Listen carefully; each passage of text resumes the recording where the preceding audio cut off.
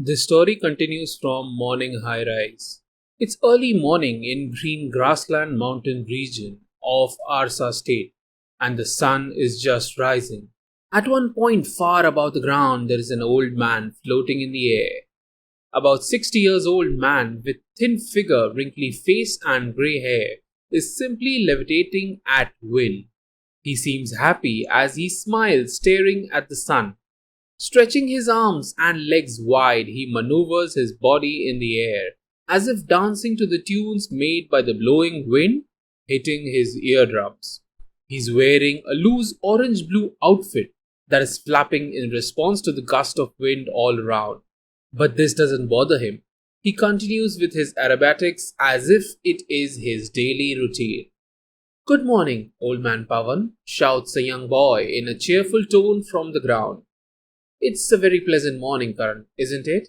Replies the old man. Then, just like Pavan, he casually leaps from the ground and flies to come float behind him.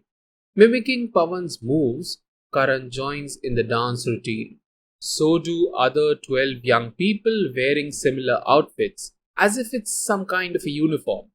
There's a round logo on their back in black ink that loosely represents a pair of wings, made out of some symbols that possibly belong to some local language. This is quite a scene to see so many people floating in the air doing an identical dance. Their bodies are freely moving in the air as they seem to be well trained in the ability of levitation. Although there are some of them at the back who are a bit shaky as they are losing balance from time to time. Fortunately, the adjacent people are more than willing to help each other. The sun has risen higher in the sky. Very far from this group, there's a pointy mountain with steep slopes standing like some pillar in front of them. Earlier, when the sun was closer to the horizon, this mountain was almost but disappeared, bathed by the bright light. But now it's clearly visible. On top of this mountain, there is a small house. From the distance, these people are able to see two ant-like spots moving on top of it. As they continue to watch, one of them suddenly shoots towards the sky like a rocket and approaches the group at supersonic speed. Once close, this rocket stops as it reveals itself to be a person. His name is Arvin Air. He's a young muscular guy wearing a similar outfit, except his is completely black and sleeveless to show his bulky muscular arms.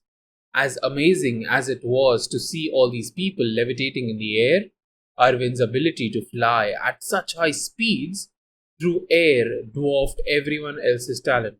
Clearly, he is more experienced than the rest. Shall we begin the class? Arvin asks.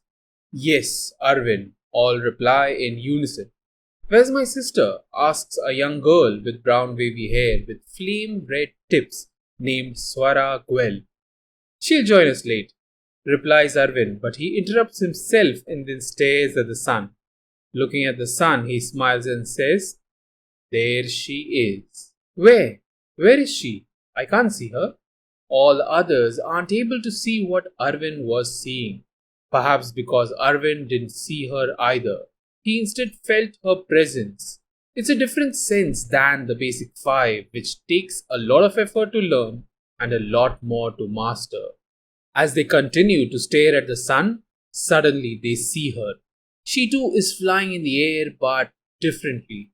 As she flies closer, everyone witnesses her wearing a similar outfit, but there is one significant difference.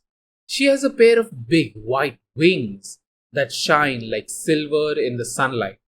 Her appearance was similar to the young girl Swara, which made it clear why she was calling her sister, except that this one is much older woman with full flame red colored hair. Mesmerized by her beauty, seeing for the first time, little Karan, the boy with the old man, says, Wow, that's Svanya Gwel.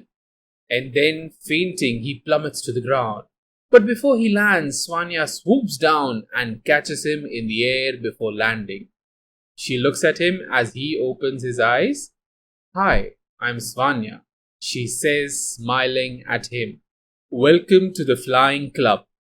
To be continued. Subscribe.